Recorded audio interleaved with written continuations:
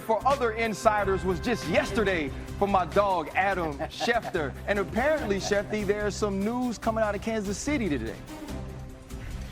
The biggest news of all this week, RC, in a time when the NFL is making hundreds of roster moves. The biggest transaction came recently when Travis Kelce proposed to Taylor Swift. Everybody been waiting for this news. It might have been as expected. It doesn't make it any less dramatic. This is huge news, a big development for the future Hall of Fame tight end in Kansas City. He looks very happy, RC, doesn't he? Very happy. He and Taylor look very happy. And now we can say that Jason Kelce, our colleague Jason Kelce, is going to be the brother-in-law of the great entertainer Taylor Swift. What a love story. What an ending. What a move in a week filled with them. That is the biggest move that we've seen this week.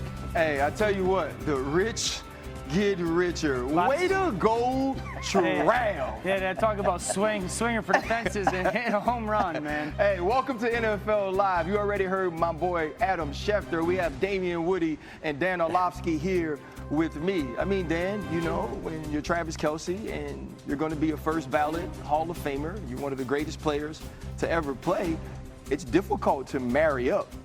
He did.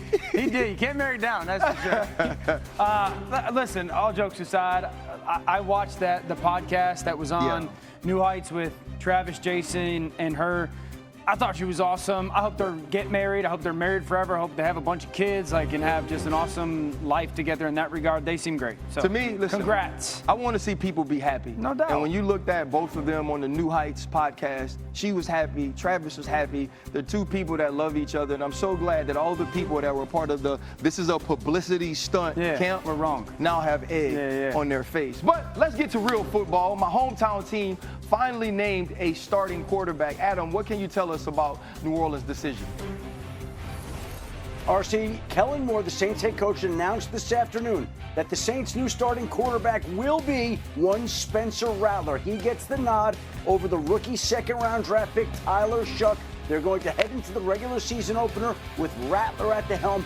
And Rattler played pretty well. It's not like one of these quarterbacks outplayed the other by a drastic amount this summer, but it was enough for Rattler to win the job. And I think when you talk to people around the league, they believe that essentially it'll be easier to go from Rattler to Shuck one day than to start with Shuck, bench him, and go to Rattler.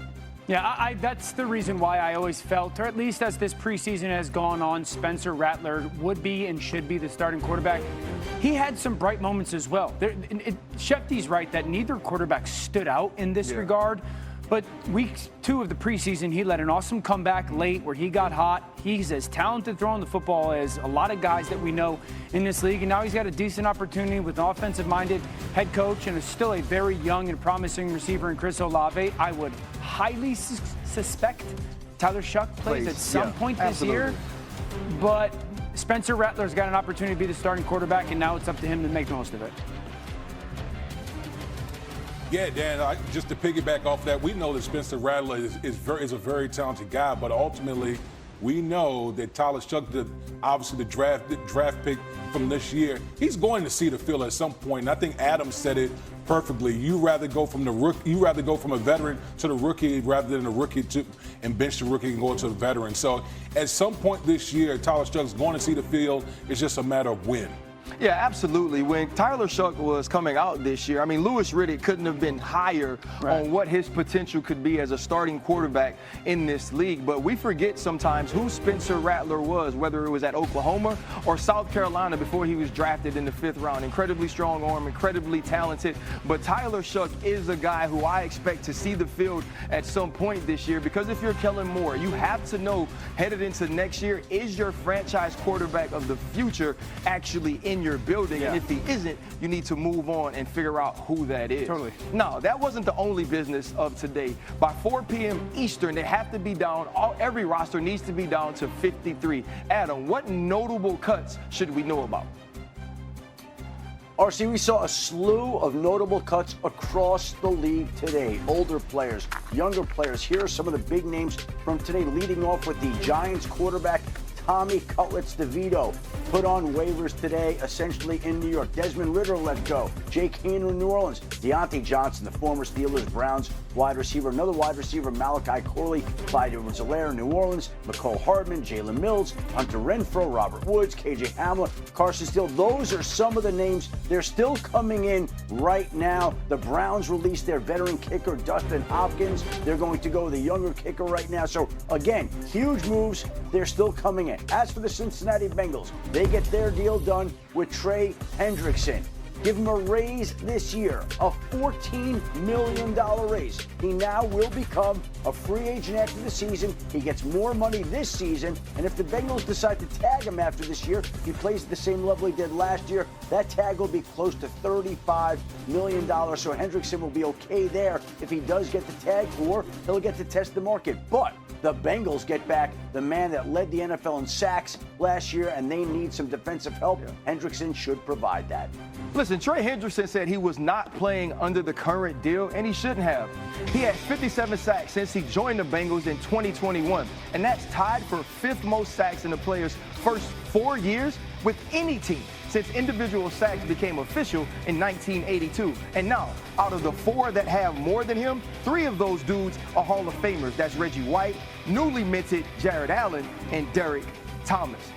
You know, Dan, we felt like this was something that the Bengals needed to take care of. But Trey Hendrickson is back. This is still a defense we saw struggle in the preseason. What can we expect from Al Golden's group this year? Starting point is, will they tackle better? We talked about it all last season. This was one of the worst tackling defenses that we would watch week by week on tape. In contrast, we all felt that the Philadelphia Eagles went on to rout the Chiefs in the Super Bowl, was the best tackling defense. And my concern, RC, is we get rid of Lou Anarumo as the defense coordinator. We bring in Al Golden, who's as good a defensive mind as there is, and in the preseason, they're tackling poorly again. This is a defense that's got a very young back seven, both from their linebacker and their secondary level. So I don't think it's this, we have to figure out new scheme. Candidly, it's back to basics, back to fundamentals. There's got to be a toughness brought, there's got to be a physicality brought, and there's got to be some old school tackling principles brought. The physical talent, athleticism, I think it's there, but they got to play the basics of defense a lot better. Yeah, listen, when I look at the Cincinnati Bengals, it's not about talent. Like, they've got some talented guys over there, but Dan, you hit it. It's the fundamentals, it's the tackling group, it's the tackling for the Cincinnati Bengals, because quite honestly, they were atrocious last year as far as tackling is concerned. Now, getting Trey Hendrickson back in the mix is a big deal, but let's not forget, last year they were bad. They were bad defense with Trey Hendrickson. If this defense could just be average, okay, that could be night and day for the outcome of the Cincinnati Bengals. So remember, the Cincinnati Bengals were 3-4 when they scored 33 points in a game. So if this group just elevates to average, the Cincinnati Bengals team, we'll be talking about them as one of the better teams in the AFC in the postseason. I mean, I feel like we're just assuming, though, that this offense is going to be able to carry this defense. You talked about the amount of times they scored 30-plus, D. Wood, and we still watch them lose games. I mean, so vividly to me is Jamar Chase and Joe Burrow absolutely losing their minds against the Baltimore Ravens 2 times and losing both of those games. And so for this defense, it's going to start with physicality. We can talk about all the talent they have, but if Al Golden doesn't have a complete culture change on the way that they approach football, I don't know how it gets better. And you know the connectivity of a football team, and Joe's amazing, pass game's amazing. I think it's going to be interesting to watch the start of the season and just how Joe Burrow plays, because as a quarterback, when you know you have a defense that can't stop anybody, you live in a world of, I have to go be aggressive and with you got to do it every snap. Exactly. And so maybe you are overly aggressive with some of your decision makings because you're thinking, I have to go score.